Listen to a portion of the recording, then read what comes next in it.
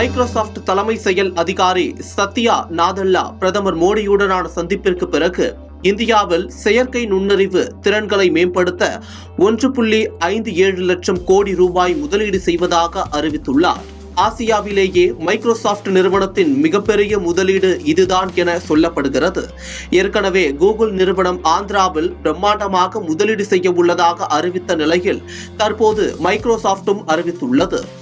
செயற்கை நுண்ணறிவுக்கான கட்டமைப்பு, திறன் மேம்பாட்டிற்கான முதலீடு ஆகியவற்றில் ரூபாய் 1.57 லட்சம் கோடி முதலீடு செய்வதாக அறிவித்துள்ளது.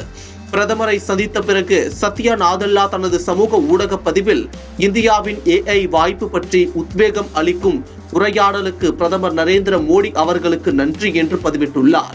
மேலும் மைக்ரோசாப்ட் நிறுவனம் ஆசியாவில் நாங்கள் செய்யும் முதலீடுகளிலேயே மிக பெரியதாக 17.5 பில்லியன் அமெரிக்க டாலர்களை முதலீடு செய்ய உறுதியளித்திருக்கிறோம் என்றும் தெரிவித்துள்ளார்.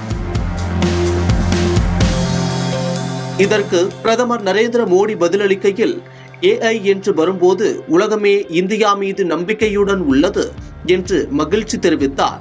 பிரதமர் மோடி தனது எக்ஸ் சமூக ஊடக பதிவில் திரு சத்யா நாதல்லாவுடன் மிகவும் ஆக்கப்பூர்வமான விவாதம் நடைபெற்றது. ஆசியாவிலேயே மைக்ரோசாப்ட் தனது மிகப்பெரிய முதலீட்டை இந்தியாவில் செய்வது மகிழ்ச்சி அளிக்கிறது. இந்திய இளைஞர்கள் இந்த வாய்ப்பை பயன்படுத்தி புதுமைகளை புகுத்தி சிறந்த உலகத்தை படைப்பதற்கு AI ஆற்றலை பயன்படுத்துவார்கள் என்று கூறினார். ஆசியாவிலேயே மைக்ரோசாப்ட் நிறுவனத்தின் மிகப்பெரிய முதலீடு இதுவேயாகும். ஏற்கனவே கூகுள் நிறுவனம் ஆந்திராவில் பிரம்மாண்டமாக முதலீடு செய்ய உள்ள நிலையில் அடுத்ததாக மைக்ரோசாப்டும் களமிறங்கியுள்ளது.